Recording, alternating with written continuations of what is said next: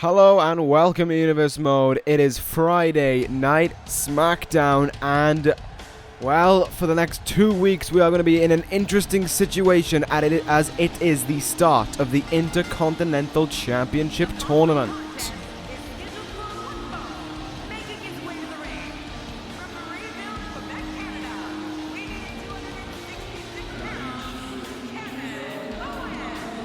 What better way to kick off Friday Night Smackdown when it comes to this Intercontinental Championship Tournament than with the second longest reigning Intercontinental Champion of all time, Kevin Owens, heading towards the ring. If you did not watch SummerSlam, I said, and this was from Paul Heyman and Bobby Fish themselves, that if Fish was to retain the Intercontinental Championship, if they were to retain the Intercontinental and WWE Championship, they would vacate the Intercontinental Championship. That much happened at SummerSlam. Bobby Fish pulled off defending both titles, and therefore the Intercontinental Championship has been declared vacant. So we're going to set up a tournament involving 16 of SmackDown superstars for the next 2 weeks. The round of 16 will take place. Then from then on we will have the quarters and semi-finals, with the finals being decided at our next pay-per-view, which is of course 5 weeks away, giving enough time for this tournament to take shape. And approaching the ring from Sarasota, Florida, weighing 237 pounds, Macho Man Randy Savage. Randy Savage is going to be the first person to take it. Well, he's going to be one of the people involved in this first matchup. We're going to have 4 matches tonight and 4 matches next week. That'll decide the round of 16. Then, of course, we'll have the quarterfinals probably over the next 2 weeks. The semi-finals will be on the SmackDown before our next pay-per-view. And then the finals will be at the next pay-per-view themselves, which I am looking very much forward to, I do have to say. Just a matter of who will get into the quarterfinals over these next 2 weeks, who will get to the semi-finals, so on and so forth. And I would heavily argue that the man on the left of your screen is by far and away one of the favorites to win this tournament in my eyes. Kevin Owens knows what it's like to be Intercontinental Champion. He's done it before. He knows what it's like to have everyone trying to win a bout, everyone trying to win something at the same time, everyone trying to go for that one title. But here in a tournament, it is 16 competitors, but Kevin Owens, truth be told, only really has 4 to worry about as a whole. This round of 16 match, the quarterfinals, should he get to it, the semis, should he get to them, and then, of course, the finals, should he get to that. There's no real worry about the other, 11 opponents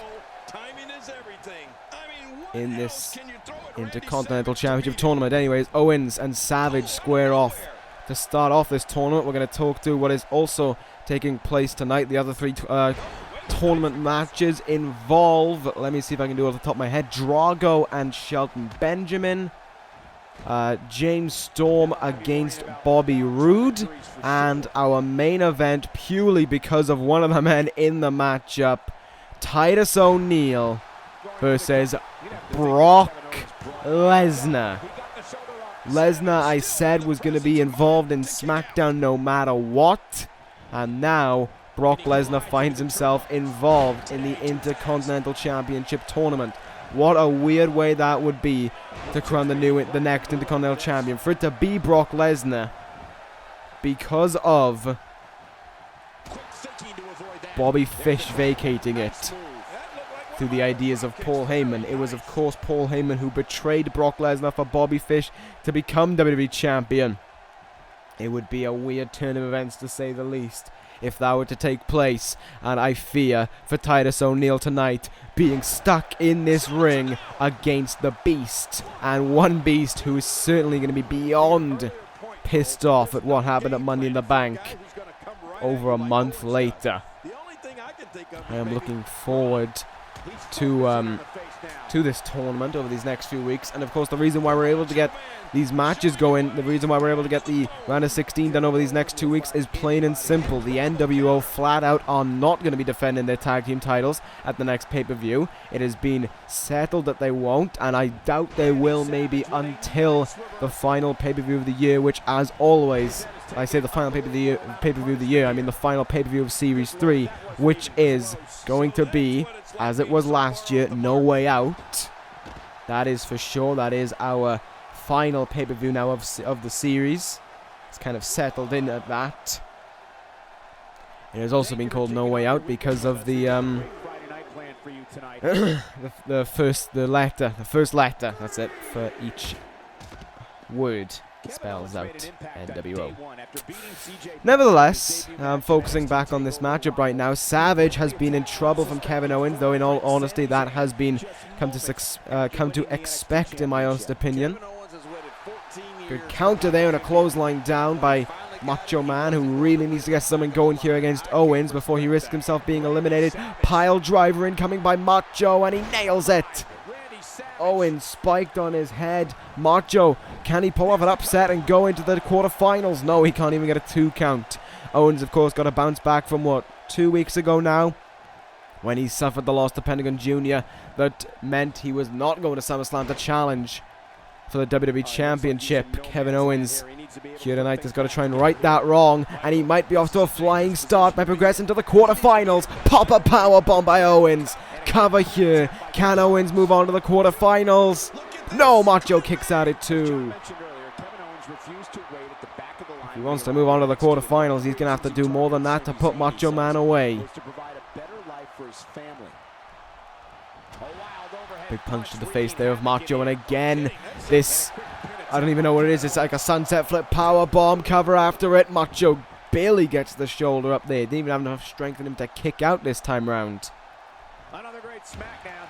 Powerful kick to the gut there by Owens. Counter by Macho. Over the top rope goes Owens. And Owens moves out of the way. Big boot across the head there. Owens going to hit the top rope now. Looking to fly. Moonsault by the 4-time WWE Champion to progress onwards to the quarterfinals. That still doesn't get the job done. And now Owens, kick to the gut. Macho in real trouble. The package power bomb, or the package fall-away power bomb even. And now Owens in position. Will we see another pop-up power bomb? No, we got a kick to the gut, and it's going to be revenge for the pile driver familiar. Package pile driver by Owens. Package pile driver delivered down to Macho, and without further ado, the first man in the quarterfinals is Kevin Owens. There's 1, there's 2, there's 3. Kevin Owens will go on to the quarterfinals for the Intercontinental Championship.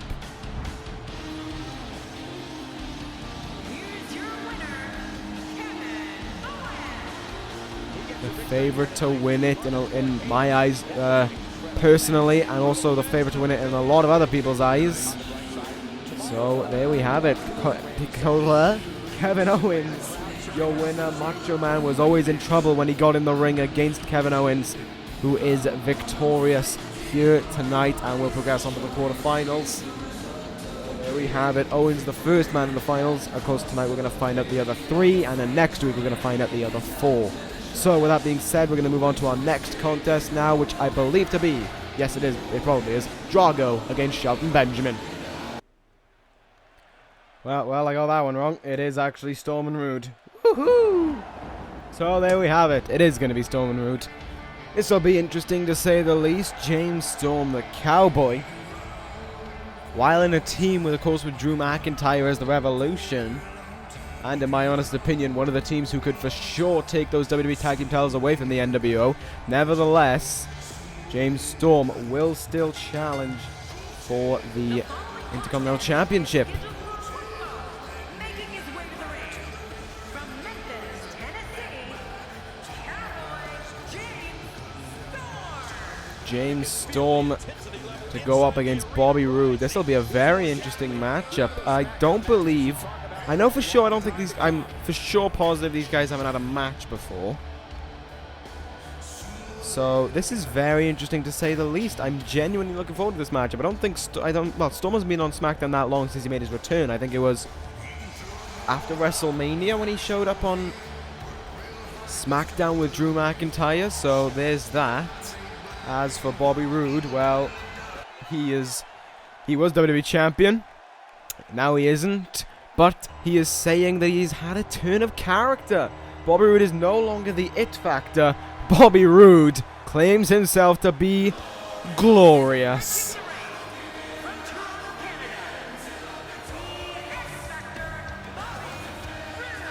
Bobby Roode, look at that robe. My word.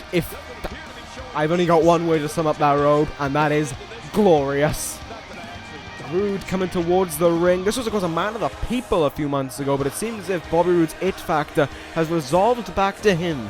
Roode, when he won the WWE Championship, claimed that the it factor was SmackDown, and the people of SmackDown were the it factor. But now it seems as if Bobby Roode is focused on him not being the it factor anymore, but simply being one thing, and that is glorious. That fucking robe! Love it! It's a very nice robe, and I look forward to seeing this matchup between these two talented wrestlers, to say the least. It will be interesting to see who's going into the quarterfinals. The winner of this, though, will not be squared up against Kevin Owens, because the I don't know what the word I'm currently looking for is. I will find it eventually off the top of my head. That's it, the draw. The draw for the tournament will take place after the final 8 have been decided. You can still see the it factor, though, on the trunks of Bobby Roode. So he's the it factor, and he's glorious at the same time. I'm not going to argue against that because it's Bobby Roode. I mean, he could very well be. Back up to their feet here, it seems as if. Is Roode going to be able to get out of this? No, he's going to get a big knee in the face there. Courtesy of Bobby Roode. Oh, sorry. Yeah, he just kneed himself in the face. And a slap by Storm. He's off to a better start in the early sections of this matchup. He's in full control of this one. James Storm here getting swiped away by Roode. See what's going to happen. Punch countered. Kick to the gut, though, by Storm. Looks for an Irish whip. Oh, hey. Over the top rope goes Storm, and Roode now going to bring him back into the ring, it seems. Suplex shear by Roode, and into the ring they both go. Bobby Roode now the one trying to get the control on his side. Went for the kick to the gut there. Good catch by Storm. Sweeps the other leg around under him.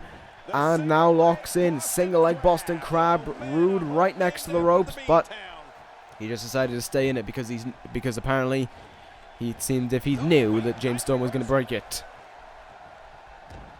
Kick to the gut and a glorious DDT. Gee, how many more puns can we come up with? It's like perfect all over again. Roode picking up Storm. Big chop across the chest there by Roode. Oh, here we go. Nice backdrop there by Bobby Roode. I would like to confirm one thing about this tournament as well. Obviously, Bobby Fish isn't going to be in it because he vacated this title.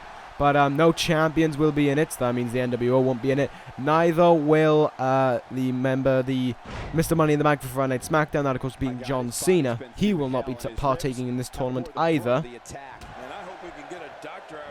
He was going to be put in, but he decided not to because he actually doesn't want to be a man who holds 2 titles. If it comes down to that, he doesn't want to win this tournament, become Intercontinental Champion, and then go on to become WWE Champion through a potential future cash-in. So Cena's decided not to go in this matchup, or to go in this tournament even, giving the opportunity away to someone else who we'll be seeing in action next week, which I'm kind of looking forward to. Bobby Roode, meanwhile, big spine buster to James Storm, looking to close in on a win here, looking to close in on advancement to the quarterfinals. Roode bomb, cover by Roode. 1, 2, 3. Bobby Roode finishes James Storm off and goes into the quarterfinals. That was glorious.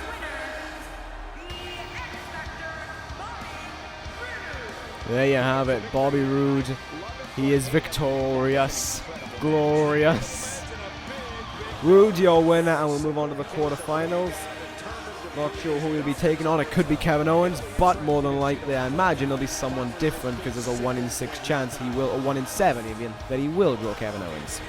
Nevertheless, we're going to move on to our next contest here. This one is actually Drago versus Shelton Benjamin.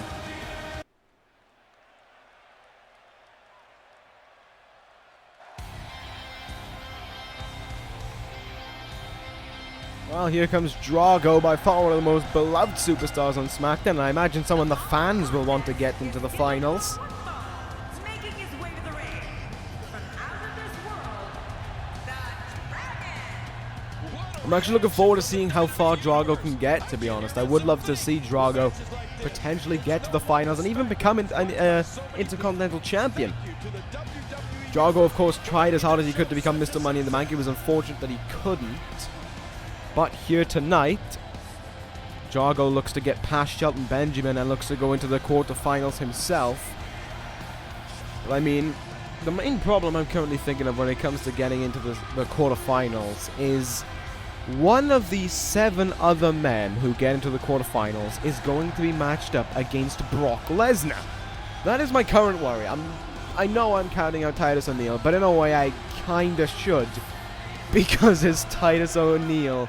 And that's no disrespect to Titus, but he's going against Brock Lesnar.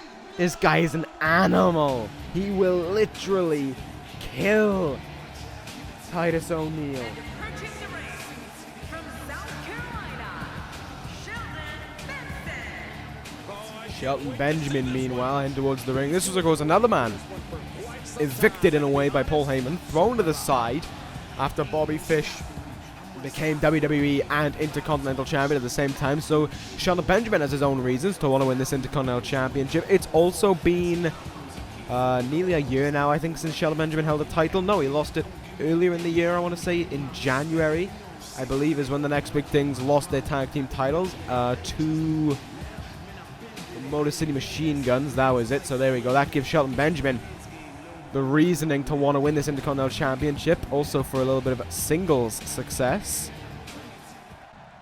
Benjamin, of course, the first ECW television champion, which was interesting to say the least, back when that was named the Cruiserweight Championship, which is, of course, the title that is now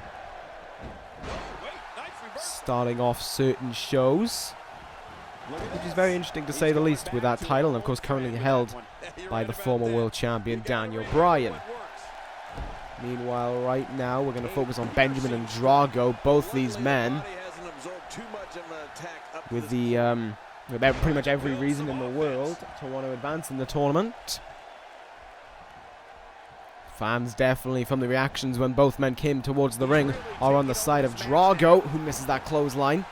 Shelton Benjamin could cause a massive upset really early on here by denying Drago the opportunity to even get into the quarterfinals.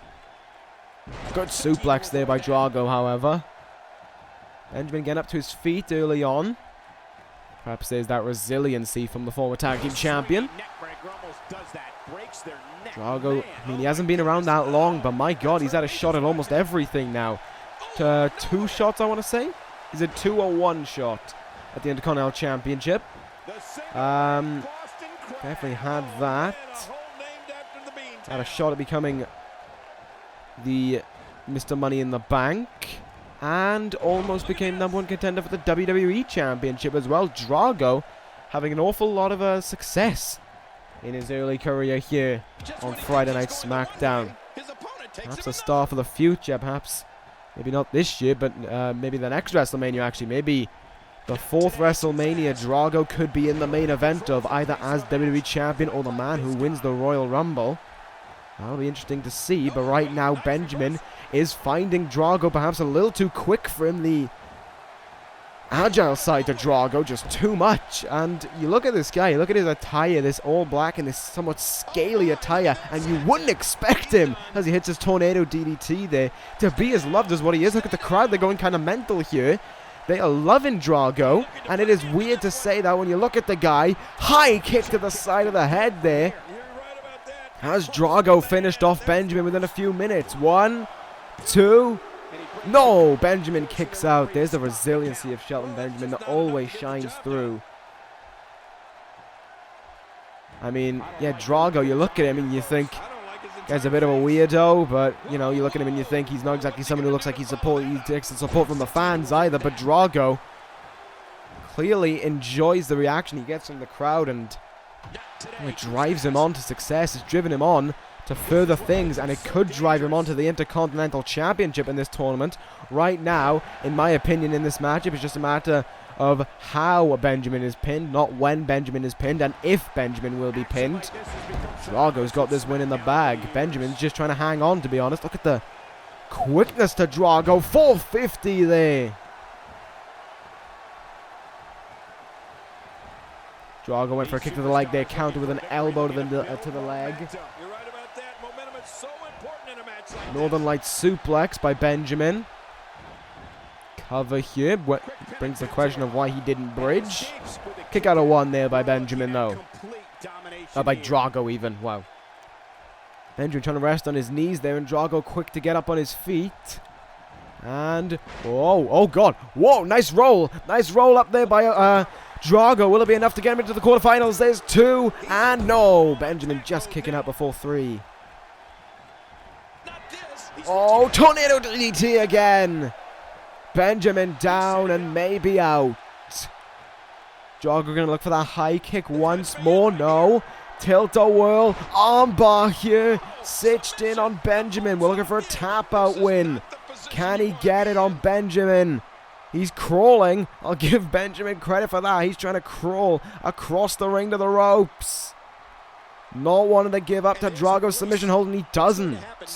I'm scared to ask. Getting up to his feet here.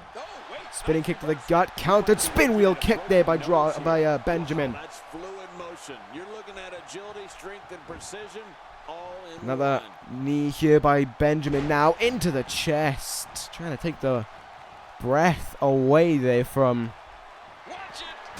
Drago as he hits the super kick. Benjamin with a super kick now. Can he pull him upset? 1, 2, and no, he can't just yet. Benjamin just getting desperate now to try and finish off Drago. Oh, you can tell he was looking for something there. Drago just too quick for him. He's fast as fuck, boy. Roll up again. Another roll up. Will this one finish him off? Drago with the 1, with the 2, and 3. Drago does it. He will move on to the quarterfinals, and Shelton Benjamin not happy about that one as he gets back up to his feet. Nevertheless, Drago advances. Congratulations to Drago on making it into the quarterfinals. The fan favorite.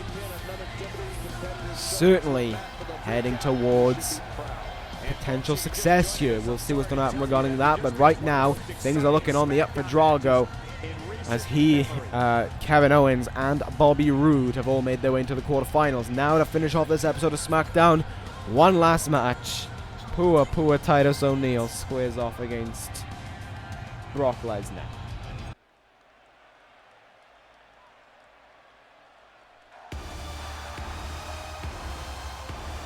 Well, here comes Titus, heading into perhaps one of the most destructive matches of his career, and he seems still motivated for it.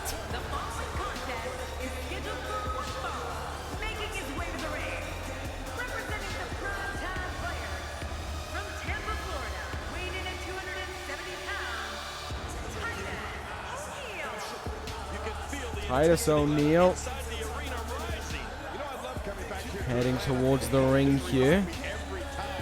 I mean, he's trying to show confidence ahead of this matchup against Brock, but I imagine that might just be a mask, because personally I would get in that ring, and when his theme hits, I'd probably get like right back out and out of the crowd, up those stairs, out of the arena, and to anywhere but the actual arena. Nevertheless, Titus is still going to go ahead with it because he's a lunatic. Brock's back. Oh, God. And approaching the ring from Minneapolis, Minnesota, weighing 286 pounds, Brock Lesnar. Run. Titus, run. Just run. It's for the best. Brock Lesnar making his first appearance since Money in the Bank, and boy, does he not look happy. I think for the first time, I think since his career on Smackdown kicked off. Where's Heyman? We all know where Heyman really is. Oh god, Titus, why are you staring him down? Are you stupid? This is a man who doesn't have Paul Heyman to corral him, to stop him, to tell him to calm down. This is Brock Lesnar on his own. My goodness, is anyone on SmackDown in trouble? I know he has a restraining order on Bobby Fish. I know he can't get anywhere near Bobby Fish. But since when does rules stop the beast incarnate? They won't. And fact of the matter is, sooner or later, Fish is in trouble. Real trouble. Unfortunately, it is not Bobby Fish who is opposite Brock Lesnar. It's Titus O'Neil, who is in a lot of trouble already as the man who is taller than Brock Lesnar and around the same weight as Brock Lesnar is being manhandled already. Well, I'll count it up actually. We had one German suplex, and here goes the offense now that O'Neil is going to try and get in. He got off a big boot there. Oh, and he just gets dropped with that punch. We have one German. Two German. Oh, dear. Oh, dear, oh, dear. And we're going to have a 3 German. No, we're going to have a T-bone. Okay, yep. T-bone suplex. Brock Lesnar off to a flying start already. Titus is wincing in pain on the ground. And off the ropes. Okay, that probably headed out better for Titus than what he was expecting. Snap suplex by Brock. Thing is about Brock, he won't go for the pinfall, I don't believe, until he is 100% positive he's won this matchup. Big German there, that's number 3. I've been looking forward to this one for a long time, Cole. Oh my god, already we're on 3 German suplexes. Having down on his knees here, and they're just pounding away with kicks. Lesnar going to head to the outside now as he tears apart the announce table. Oh boy, Titus, I would pay close attention to what's going on here. No, Titus, don't. Titus has followed him outside. Oh, what an idiot. Oh god, overhead belly to belly. I think Titus's legs just slammed into the announce table there, and that's going to really hurt. Oh god. 4 on the cowboy hat. 5. And a 6th. Oh god. Brock Lesnar utterly decimating Titus O'Neil right now, and I don't imagine there are any complaints from Brock Lesnar, aside from the fact that Titus O'Neil, being the idiot that he is trying to stand. And Brock's just gonna... I think Brock is about to show him how stupid that decision was. Fall away slam, countered by Titus. Into a tornado DDT there. Will Titus try and take the count-out victory over... No, never mind, he's not going to be able to take the count-out victory. Yeah, it's the smartest thing to do. Just get back out there with Brock Lesnar. Countering a German, though. What is... Oh, and he counters another one. And he gets an overhead belly to belly on the Brock Lesnar. There's some offense by Titus, who's utterly exhausted, actually. Never mind. Brock's up not long after him, to be honest. And overhead belly to belly. Ow. Ow. He hits the cover there to the announce table. What is Brock going to do here? Counter there by Titus, who could quickly get back in the ring, and that's what is going to happen. Brock is like he's telling him to get back out. Never mind. Brock's going to have to teach him the good old hard way. Or not, because... Oh, never mind. Overhead belly to belly, number 2. Or 3. Could be one of them. Another great Smackdown. Thank you for choosing to join us tonight. Brock Lesnar has only one thing in mind, apparently, and it doesn't involve the ring. I would expect not seeing Brock Lesnar any further in this Intercontinental Championship tournament, but we'll see. Maybe he's just going to decimate him for a bit and then just get back in. With a torn apart announce table, you can kind of put 2 and 2 together and realize what is more than likely going to happen. I think that was the 8th German suplex as well, just in case you want to keep count. Thank you for kicking off your weekend with us. We've got Oh, God. Oh, God. Oh, strikes there. Oh, no. No, this isn't Germans, but this is just as bad. Brock Lesnar demonstrating brute force with 1 powerbomb, 2 powerbomb, and 3 powerbombs with no break. Brock Lesnar picking up Titus here. Titus still trying to counter, though. He's still trying to do something in this match. Brock is obviously not happy about that. Where the hell is Titus getting this from? Backbreaker. And probably using all the strength in him to throw Brock over his shoulders there. Titus trying for a cover. He doesn't even get a 1 count. And look at how quickly Brock is also getting up to his feet. Clothesline there. Titus, you should have stayed down. The count was on 8. Neither of you were going to get back in the ring from the looks of things. And to be fair, I would take the elimination from the tournament with Brock than trying to fight Brock for the spot in the next week. Because more than likely, you're not going to get through the next week. In fact, you're probably not going to get through to the rest of the year. F5 by Brock. There's a replay. And let's have a look at another one. There we go. Titus O'Neil, what were you thinking? Told you to run. Just trying to goad his opponent into making a mistake here. Brock Lesnar just showing off as a fallen Titus O'Neil is underneath him. Titus slowly getting up to his feet. Mate, just stay down. Seriously, stay down. Stop countering Titus and stay down. Oh, you're an idiot. You are an idiot. Brock's just going to say, yeah, Brock just... You know, Brock isn't exactly the smartest of guys, and even he realizes, I think he's even realized that you're an idiot. Knee to the gut. Big strike, and Titus is forgetting to bump, apparently. God, this guy really... Oh, he's probably been concussed, actually, now that I think about it. Punch to the gut. Oh, get ready to count up more Germans. Onto a chair. Oh, yeah, if he wasn't concussed before, he's dead now. That's the 9th, 10th, and number 11. Into Jerry. If you're looking to make a statement, job well done. Titus O'Neil may have just been used as a message to Brock, to Paul Heyman, Call your friends, let them know what's going on. and to Bobby Fish. He's not worrying about the tail anymore. I don't think Brock cares. There's a double counter. That's an F5. And both men, needless to say, are out. There you have it. Lesnar just looking down at Titus O'Neil to finish off this episode of Smackdown. Well, neither man's going through. So I believe that'll give us 7 quarterfinalists. Someone is going to be very lucky and get a bye into the next round. We're not going to be able to add Titus. This was, of course, entirely acted on Brock Lesnar's behalf. And we can't add Titus because right now he's paced on the floor. Brock Lesnar just destroyed him and didn't even bother with the ring for the majority of the matchup.